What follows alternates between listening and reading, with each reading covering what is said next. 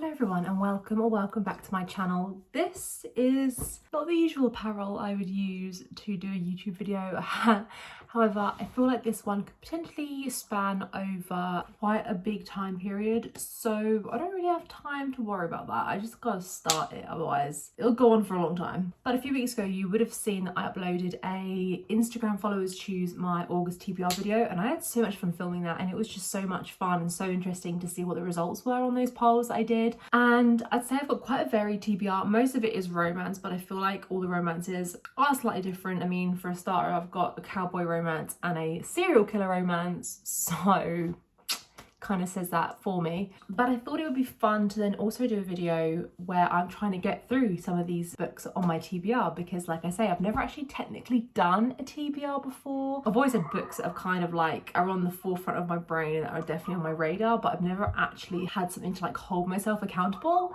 So I'm excited to have that this month. I was thinking, what do I want to read next? Like I say, I've got a lot of romance books on my TBR, and I was thinking, do I want to read one of them? Do I want to go into the fantasy that I've got? So the books I've got on my TBR this month are Reckless by Elsie Silver, Butcher and Blackbird by Bryn Weaver, Killer Kingdom by Alexandra Christo, Love Redesign by Lauren Asher, and Beach Read by Emily Henry. So I was trying to figure out what I was in the mood for, and I think I have decided to go with Reckless by Elsie Silver. I haven't read a Chestnut Springs book since March, so that was almost, what, like 6 months ago? Almost, not far off 6 months ago, which is criminal for me because I'm in love with Chestnut Springs. I've said it before, but going back into one of these books now, it literally just feels like going home. Like, it feels like I'm going home to see my favorite people, my favorite characters, and just spending some time with my friends. Like, that is literally what these books feel like to me. This one I've been so intrigued about because I feel like the general consensus for Reckless is that it's most people's favorite, which is really unexpected for me considering this is a surprise pregnancy trope. That's not a spoiler, it does say it on the back, which normally that is such a renowned hated book trope. So Elsie Silver must have put something in this book, I feel like, for people to love it as much as they do. Surprise pregnancy doesn't really bother me, to be fair, as long as it's handled well. I'm quite happy to read a surprise pregnancy trope. So yeah, I'm really excited to get into this. So far as well, in the other few books, Winter has been portrayed as really stern and, pun intended, maybe cold, like just not very approachable, not very warm and like friendly. So I'm ready to see what all the hype is about. I've got myself a little blueberry muffin, which I have already had a bite out of. And yeah, we're gonna get started on this book.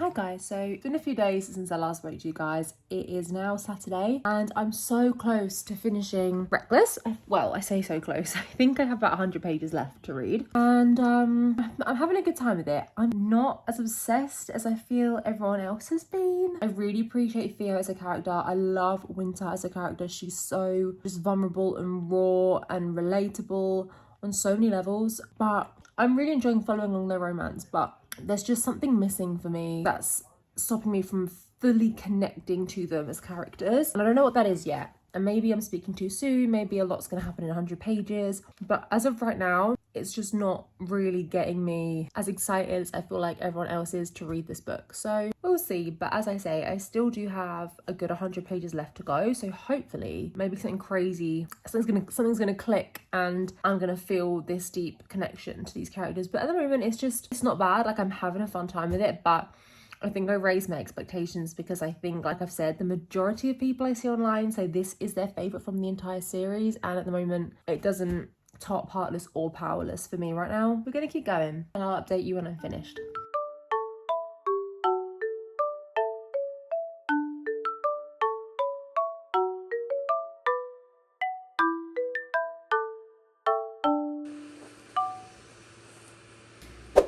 Hi guys, it has actually been several days later. Wait, no, when did I last talk to the camera? Maybe it's only been one day. Maybe I spoke to you yesterday. When I last spoke to you, I was gonna be finishing Reckless. I've done that. I finished Reckless last night. I just binged the last 100 or so pages, and I can confirm that my opinions weren't really changed. So yeah, I'm gonna firm a 3.5 rating for this, which is so shocking, but I can really put my finger on why that is. For me, this book just lacked the emotional connection between Theo and Winter that I was desperately seeking. It felt like such a physical connection. I feel like there was barely a page gone where we weren't referenced to how attractive they find one another, how much they want to just like rip their clothes off and take them to bed. Do you know what I mean? Like, that was kind of the vibe this was giving.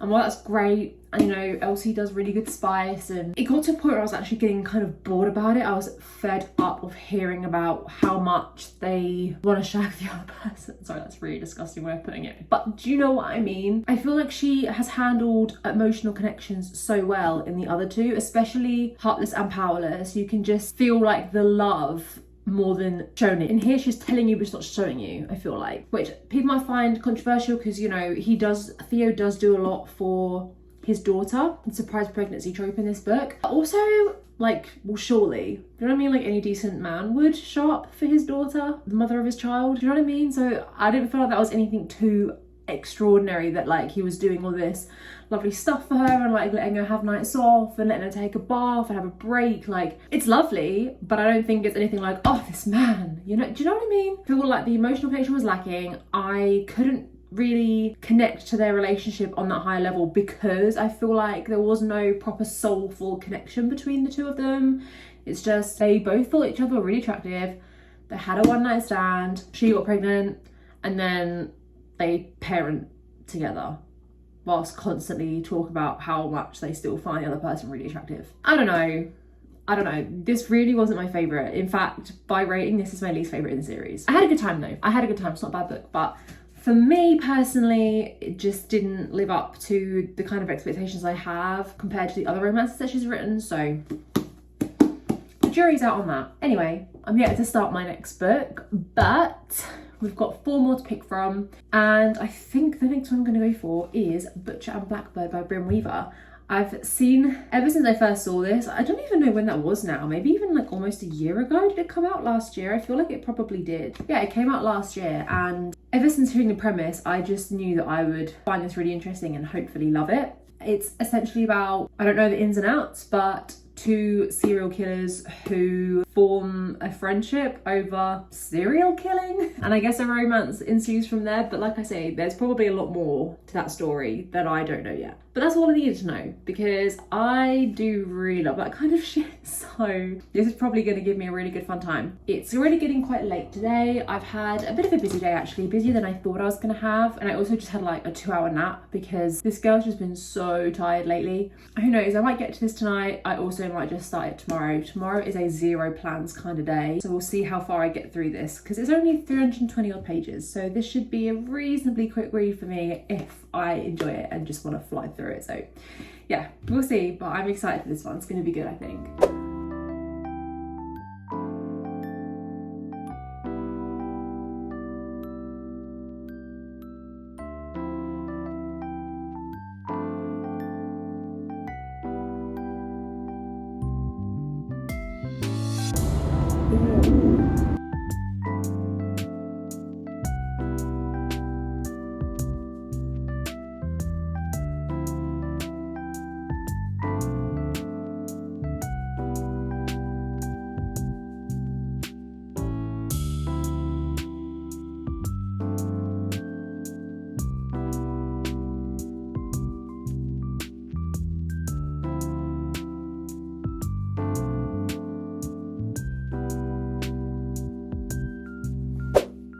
been a couple of days, but I've just been getting through Butcher and Blackbird so quickly, and I've just forgot to update you because you guys haven't got a clue at this point what my thoughts are. And I am, I think, halfway, or maybe just over halfway, something like that. And I love it. This is so fun.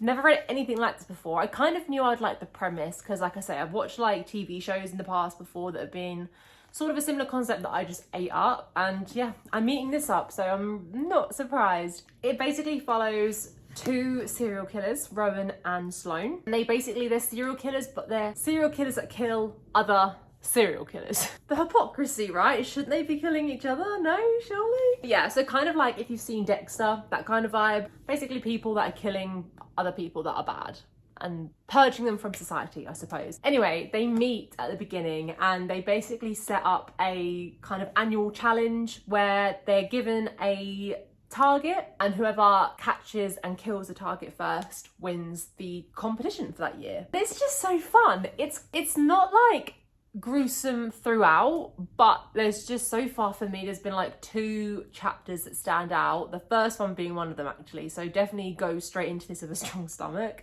There's 2 that stand out that have been pretty horrific, but for the most part it's not too bad. It's more kind of just like humorous and funny and just so interesting, to be honest. I'm loving Sloane. I loved Sloane as a character straight from the beginning. I just love her confidence. Like, she has, like, Rowan is really cocky. Sloane is not as obviously cocky, but you just know that deep down, like, she knows that, like, she's a boss, and I love that. But yeah, so far I've just had, like, I've followed them over a couple of years now. They've done 2 of their annual challenges and just seeing where it goes from there. But the kind of romance at this point is definitely starting to like make an appearance, so I'm really intrigued to see how that continues, because it's kind of like an insta-love situation, but they don't get together, if that makes sense. Like, you can see from both parties that they're both really into the other character, but nobody says anything, kind of thing. So yeah, the pining's kind of fun. It's also dual POV, which I love, a dual POV in a romance, so it's not just nice to get the 2 different perspectives. But yeah, as it stands, halfway through, having a really fun time with it. Like I say, I kind of thought that I would, but I believe I'm about to start the 3rd challenge, so I'm gonna just sit and cozy up. It's actually quite a gloomy evening. It's not raining, but it's just quite overcast, a little bit more chilly, which we love over here. To be honest with you, I'm so ready for autumn. I'm gonna crack on with this. I'll see you soon. Hello everyone. So it's been a while since I last updated you. I'm finished with Butch and Blackbird, and I'm ready to talk to you guys about it. So straight off the bat, I gave this a 4-star rating in the end. I think I was last telling you? I think that I was just enjoying it. So let's just go through the rest of the journey, shall we? As we got to that point, like I say, the romance was starting to develop and it was all very exciting. It fell off the wagon for me a little bit around the like 3/4 way mark, where the relationship had blossomed. It felt like the plot just took a backseat for a little while, and it was just honestly constant spice, and it got a bit boring and repetitive, I can't lie. And that is something that I find so dangerous in some of these romance books, because I love a bit of spice. If it's written well and isn't overwhelming or overpowering, I can really appreciate spice. There are some authors that do it really well. I think Ellie Hazelwood is one of them. But whilst at the beginning, when the spice first began, great. It was a little, like, this isn't a long book by any means, but it was kind of like a slow burn feeling. It was towards the end of the book, and I'm thinking, great, love that for us. We're finally there. Like, pent up anticipation and pining that they've had for each other has finally come to a head. We love that. But when it's then just like constantly repetitive over the course of a few chapters back to back, that's when I have serious issues, because one, you're just killing the excitement and the novelty of it. Like, it becomes exciting because you've been waiting so long for this to happen, and it finally happens and you're buzzing for it. But when it's then just that for 3 or 4 chapters on end, it loses its excitement. I also then start to find it really cringy, and I think that's because the authors try to scramble for different ways to say things, different words and euphemisms for things, and some of those words and phrases that they go for, I don't know what realm they've plucked them out of, but they actually make me cringe and sometimes physically recoil, because I feel like where they've written so much spice in such a short amount of time, they're trying to keep it a bit different and not seem so repetitive, but by doing that, they're, like I say, using phrases and words that are just really icky to me. And again, that was starting to happen in this book, and I was like, it's literally completely ruining the spice and the relationship for me. And then, as I say, the plot loses its place in the book because we're not focusing on anything else except from these heated moments between the two characters, and it's just a bit like frustrating, especially in a book like this where the plot is, at the end of the day, it's USP. Like, you can't tell me different. People are picking up this book because they know it's about two serial killers. It's going to be a bit gory, it's going to be outlandish, but it's going to be fun. And when that kind of disappeared for a while, I was kind of questioning why I was even reading it, because that's ultimately what I came here for. However, that phase finally subsided after a while. We got to the like ultimate defining chapters and it got good again. The last few chapters were really good. The plot finally kind of made another appearance and I feel like it was a really good conclusion. I kind of saw it coming a little bit, but it was really good. And the epilogue has definitely got me excited to read the second book in this series, which is Leather and Lark. It only came out recently, but I definitely do want to read that.